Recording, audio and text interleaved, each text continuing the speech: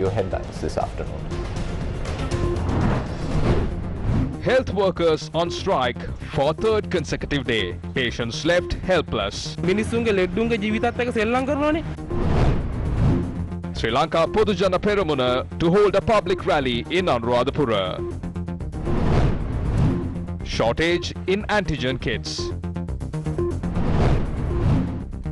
Health Ministry to consider vaccinating kids below 12.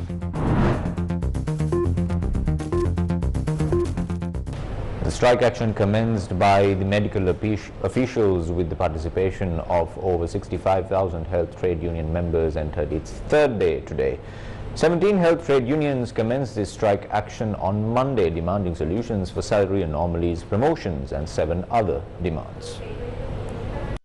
The patients who arrived at hospitals for treatment experienced severe inconvenience. This was the situation at the Colombo National Hospital.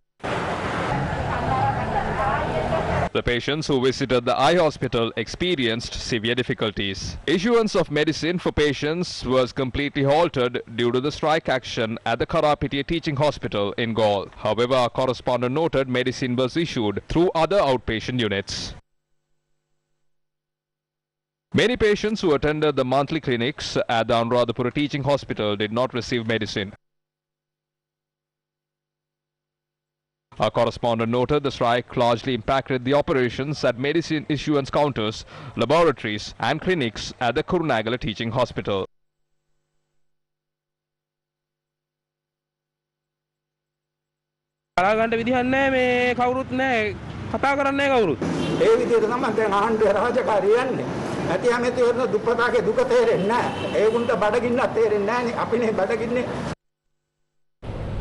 Over to some more demonstrations from the health sector in Sri Lanka. Heavy traffic was reported opposite the Ministry of Health along the Deans Road in Colombo today. Our correspondent said officials of the dengue eradication unit are staging a protest opposite the Ministry of Health.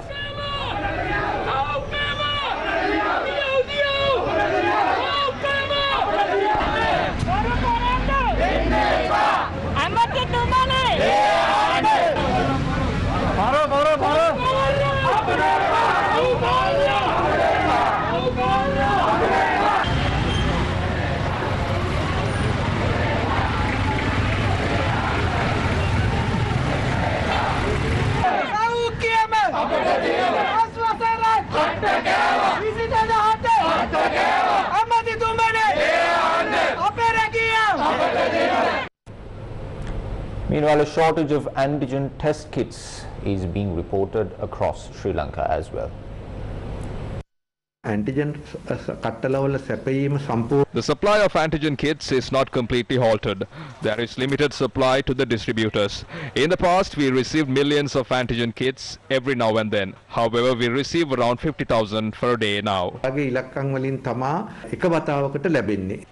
COVID-19 related deaths were reported yesterday. Ministry of Health noted 28 people among the deceased are aged above 60 years. Meanwhile, 1,253 new COVID-19 cases were detected in the country yesterday. Health Ministry noted that it is conducting a study on the possibility of vaccinating children below the age of 12. Deputy Director General of Health Services, Dr. G. Vijay Surya, speaking to Newsfirst, said the future course of action will be taken following submissions by the expert committee. He said the matter of considering vaccination for children below 12 years is being made given the present spread of COVID-19 in Sri Lanka and how it can affect children. Dr. Vijay Surya said at present children above the age of 12 are being vaccinated across Sri Lanka. Top news coming from the political arena this afternoon. A special public rally organized by the Sri Lanka Podujana Peramuna is due to commence at the Salgadu grounds in Anuradhapura at 2 p.m. this afternoon. The rally will take place under the leadership of President Gotabaya Rajapaksa, Prime Minister Mahinda Rajapaksa, officials of the Sri Lanka Podujana Peramuna, party representatives, ministers and a large group of people are expected to attend the rally.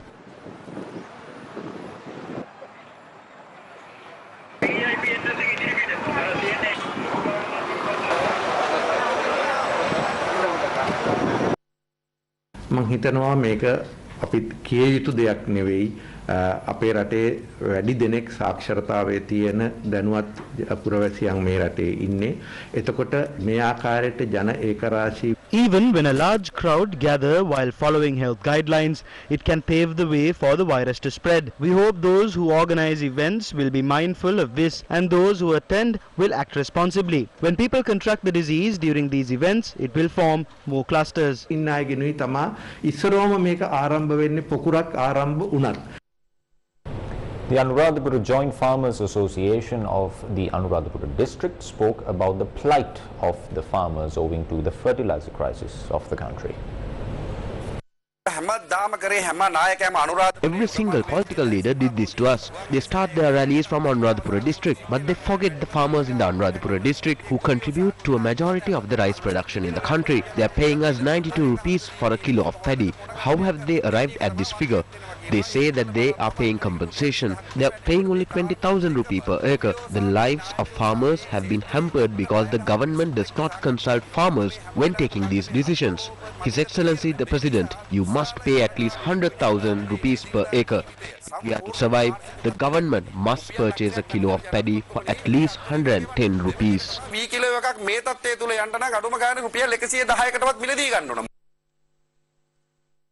The European Union Sri Lanka Joint Commission says the Prevention of Terrorism Amendment Bill presented by the Sri Lankan government does not include important elements.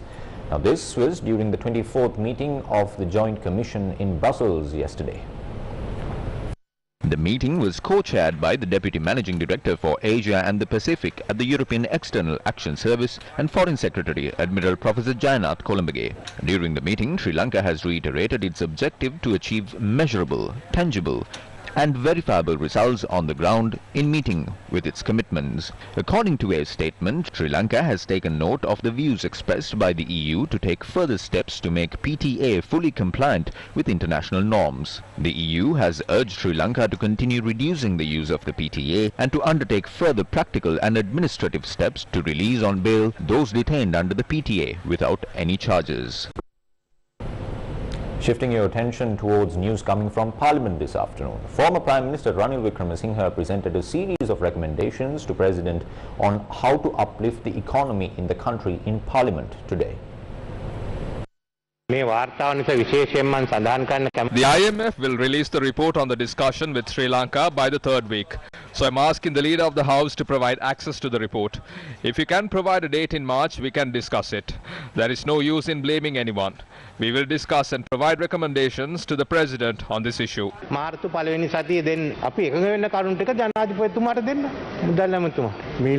We will discuss the matter during the next party leaders meeting.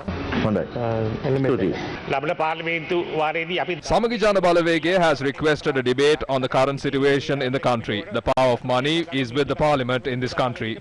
The Finance Minister tells things to the newspapers, but he does not say anything to this House.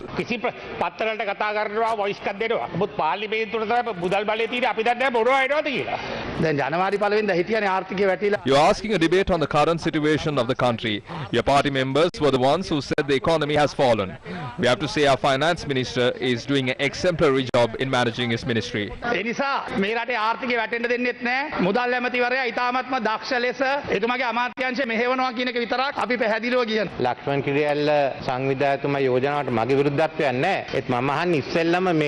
not have any opposition to the suggestion made by Lakshman Kiriyalla. However, I am asking for a debate based on the IMF report. There are two sides, the government and the IMFs. Without any party differences, let us discuss. Please give us a day.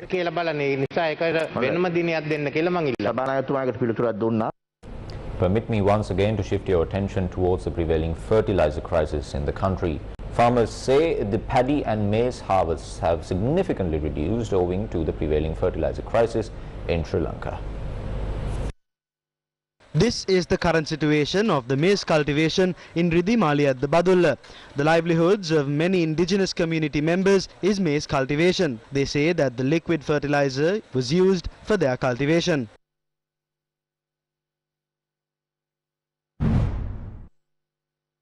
Farmers in Akurasa Matara are reaping their harvest these days. Farmers lament that the yield is low despite the usage of liquid fertilizer provided by the government.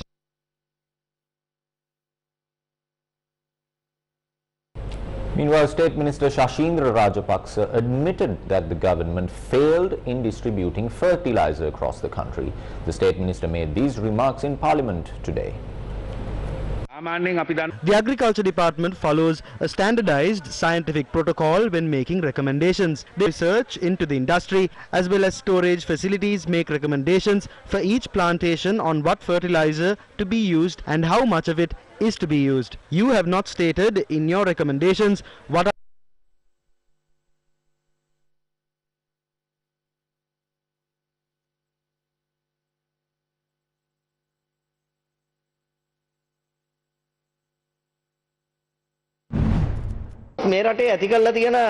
There's a shortage of imported milk powder in the market. Therefore, local dairy manufacturing goes up. Some efforts are underway to bring down imported milk powder and make liquid milk. Therefore, the health of the people is in danger. What can we do about this?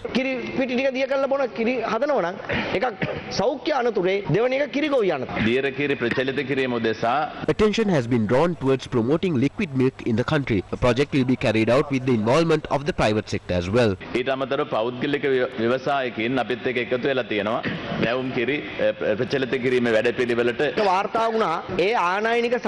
Some people are using the milk powder of those multinational companies and making liquid milk. Someone has to look into this and grant an opportunity for the local dairy farmers. What are the plans in place to achieve that? What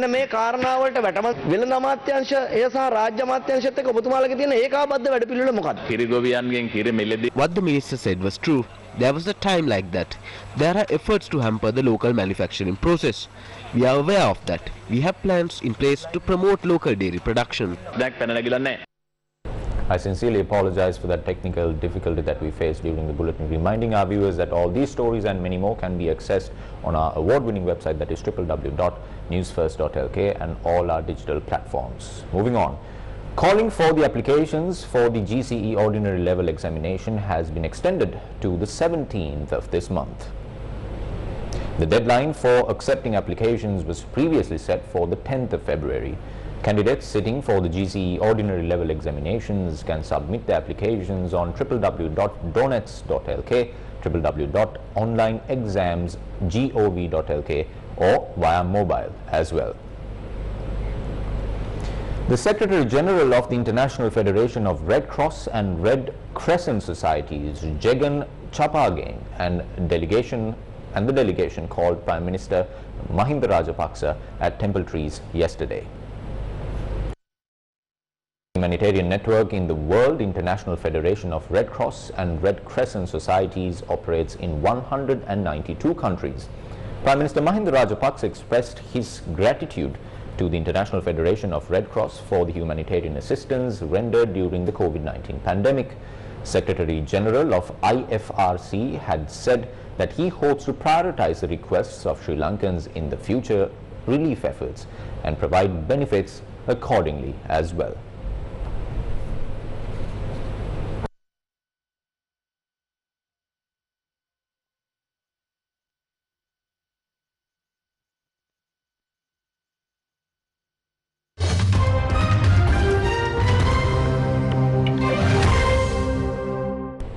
JM campaigns The Power of the Dog. An intense western starring Benedict Cumberbatch leads this year's Oscar nominations, with bagging 12 nominations under its belt.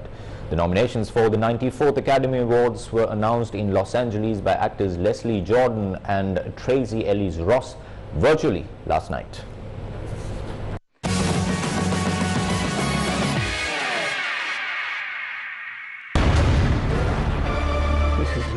The big-budget sci-fi film Dune was only second to The Power of the Dog,